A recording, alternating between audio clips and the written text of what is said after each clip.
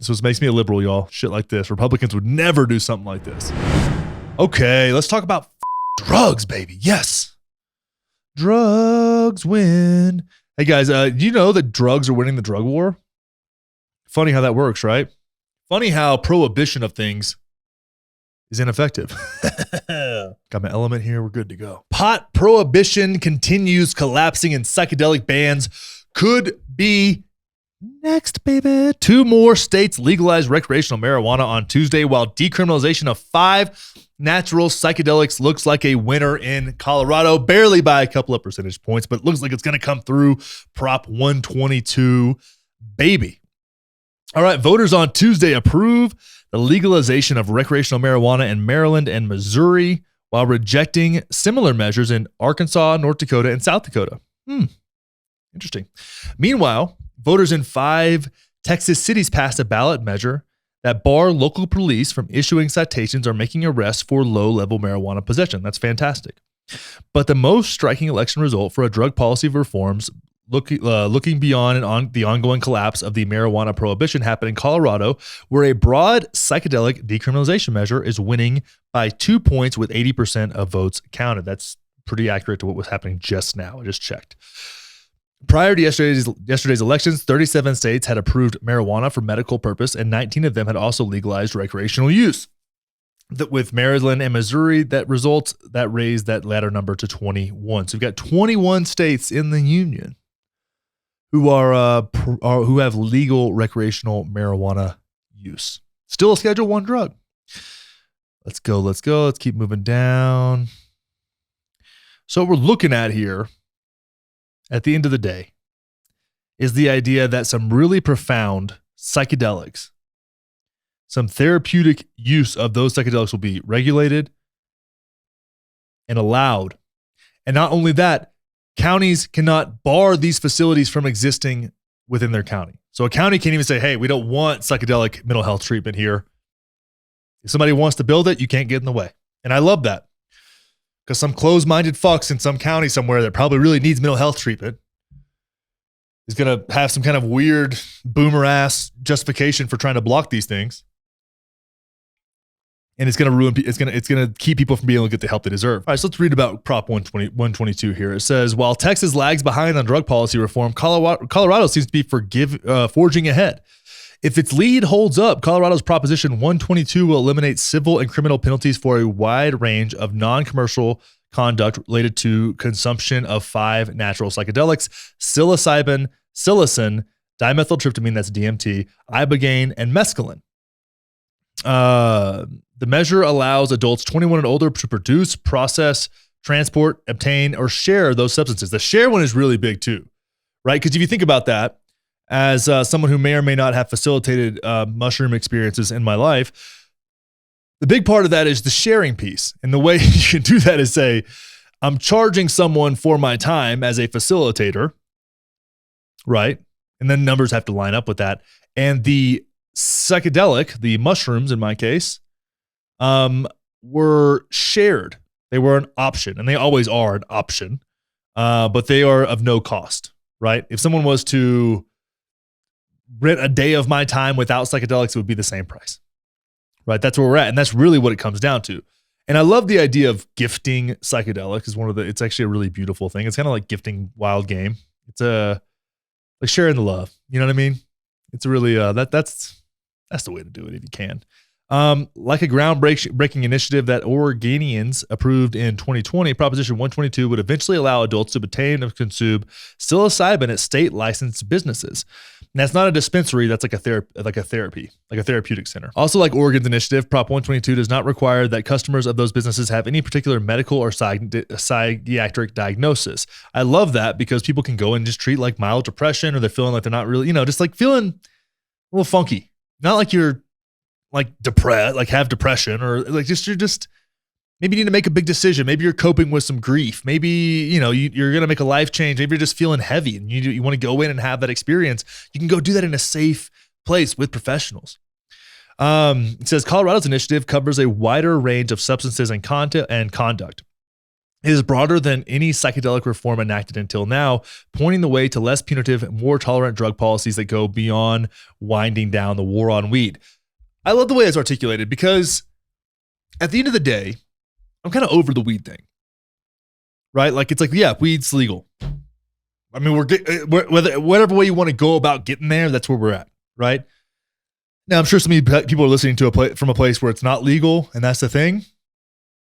Sucks. Get it on the ballot. I don't know what to tell you, but everywhere that even when I go to Texas, I just take weed, if I need it.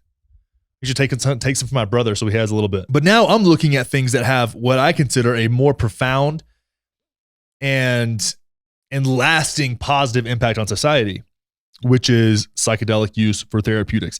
And in a wide variety of ways. I don't think you need to be a licensed therapist, right, to be able to do this. I think you may need some kind of accreditation to do psychedelic assisted experiences, and it needs to be taken very seriously. These are not a joke. Ibogaine is 1000% super serious. That shit is not a joke at all. But psilocybin, DMT, different varieties of DMT. So they say there's 5 psychedelics, but I'm assuming that NN-DMT and 5-MeO-DMT are both considered dimethyltryptamine. So that's really 6. And then varieties of psilocybin strains, right? You're going to have different, it's almost like weed in a way where there's different experiences associated with different types of psilocybin mushrooms. So there's a lot that can go on there, and this is going to be really, really interesting and provide people. And this is what I'm thinking even with homeless folks, right? Like getting a chance to maybe deal with some of that lingering addiction shit. Like Ibogaine is such a great reaction for people who have opioid addiction, right? Addicted to fentanyl or alcoholics even. Like Ibogaine, you have to go to Mexico to use it, but the fact that people are going to be able to come to Colorado, go to a therapy center, get actual lasting addiction treatment, especially when they're desperate. I mean, that's the thing too, is when you're desperate and you feel like you're going to die if you don't fix your shit, you should be able to try some things out, And Ibogaine for that is just going to be a beautiful tool.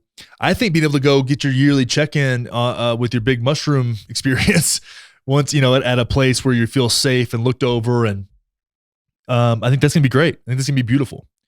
I think going to be able to do 5-MeO-DMT in the same environment, right? Like these NN-DMT, I think is more of it's not recreational, but it kind of is recreational, where you're just like in a house of mirrors, of fractal mirrors with beings. Like that's what DMT feels like to me.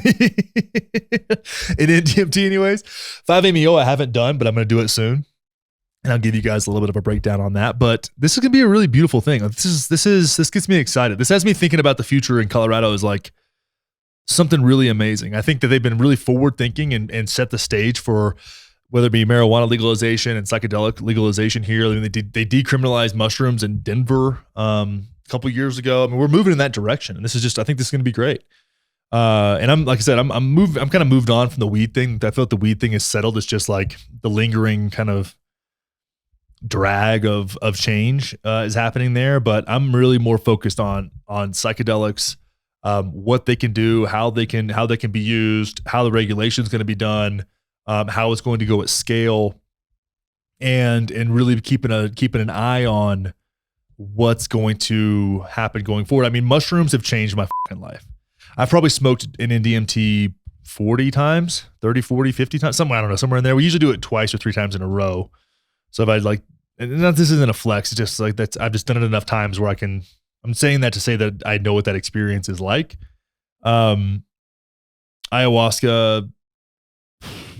a dozen or so, something like that, in 4 different ceremonies. Mushrooms, 5 grams or more, probably 10 times. Microdoses, countless times. LSD, full doses, I don't know, half a dozen times. Microdosing literally right now. So it's like these things have actually had a profound impact on my relationship with my family. Like my mother and I hated each other, like legit hated each other. And the reason I was able to kind of meet her where she was and kind of rebuild our relationship was because of mushrooms and ayahuasca. Like 1000% was able to like muster some compassion in a place that I'd never been able to do it before. I mean, in ayahuasca, like, God damn, that shit has fundamentally shifted who I am as a person in a positive direction. Like, if you ever just feel like you got like a heaviness around you that you need to let go of, and you maybe don't even know it's there. Maybe you've gotten so accustomed to carrying that bullshit that it's just who you are now. But ayahuasca will have you recognizing that shit real quick. It's goddamn, it's beautiful. I'm just excited. I'm excited for this. Is just it makes me want to open a fucking retreat center. That's what it makes me want to do. It's just like so fucking great. I can't wait. But anyways, I'm rambling. It's just one of those days, guys. We were up late last night. We're doing the thing, trying to keep up with everything going on and finding out what matters. But we'll see. This is what makes me a liberal, y'all. Shit like this. Republicans would never do something like this. For as long as I can remember, I've wanted to be on the CIA watch list. I'm close. I'm getting there. But what we need to really solidify our place on a CIA watch list is more subscribers to this YouTube channel. So if you're into that kind of thing, make sure to subscribe. Make sure to hit the thumbs up button. Leave a comment. Let's get more views on this. I really want my phones to be tapped. I want to be treated like Julian Assange. And the only way we're going to get there is if you subscribe. So do it.